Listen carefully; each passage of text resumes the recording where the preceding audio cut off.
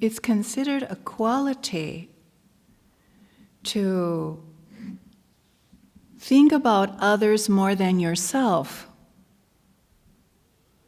Because self is basically going to prioritize your own importance. Because for me, I am most important. And that is going to take me on a road. I am more important than you. So what I want is more important than what you want. And what I don't want is also very important. And so I take what I want and I reject what I don't want because I deserve to have the best for me versus you. I mean, it's okay for you to have nice things too, as long as it doesn't bother me. As long as it doesn't get between me and what I want, because I am the most important. My children are more important than your children. My country is more important than your country. My success is more important than your success. And so, in that assumption that I am, and I am important versus you, then I can make every rationalization in my mind to hurt and harm you without even hesitating. And that produces negative results. That harms you. Your nature of mind is not limited to I. I as a concept, I as a word, I as a platform, and it moves. It is not absolute. It's personal. And so then we project that on everybody else. Oh, you have I too, I know, because I have I, you have I, so now I know what you think too.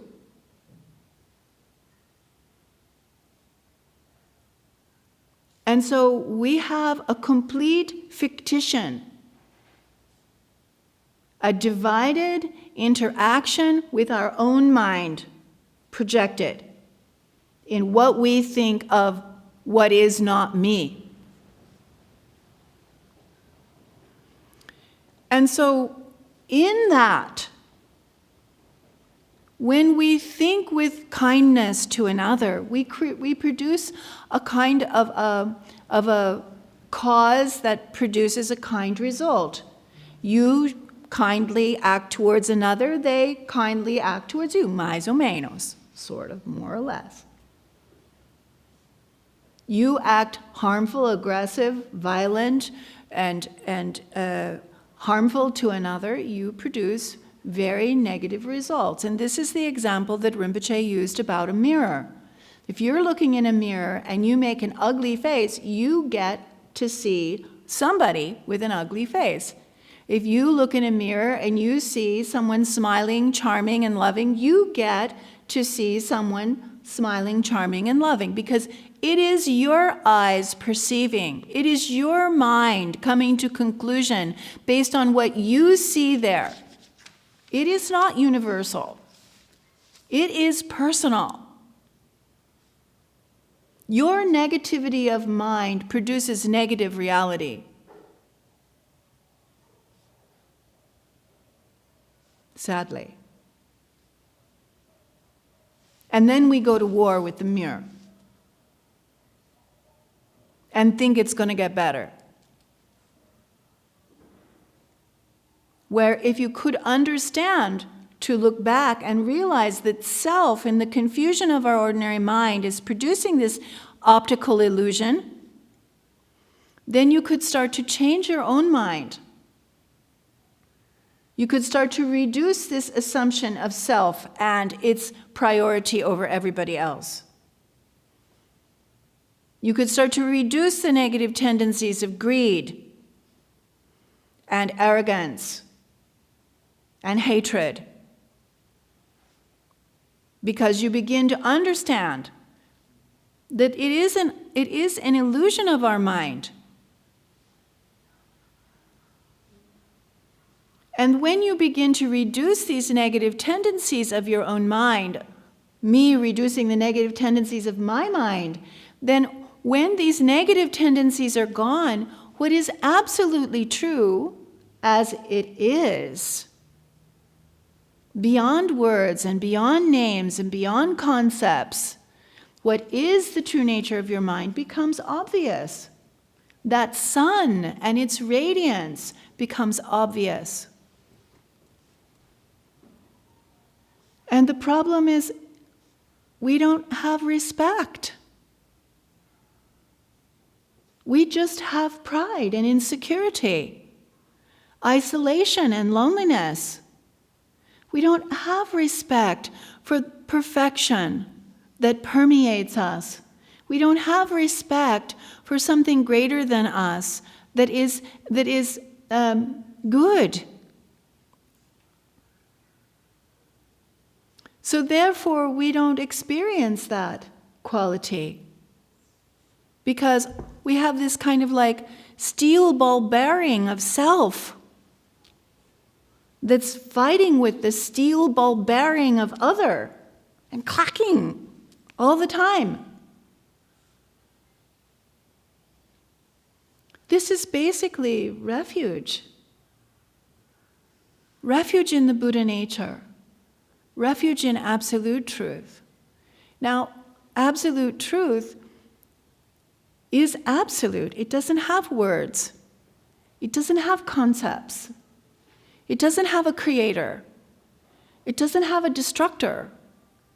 It doesn't have anything that we would apply from our sense of self. It is without self.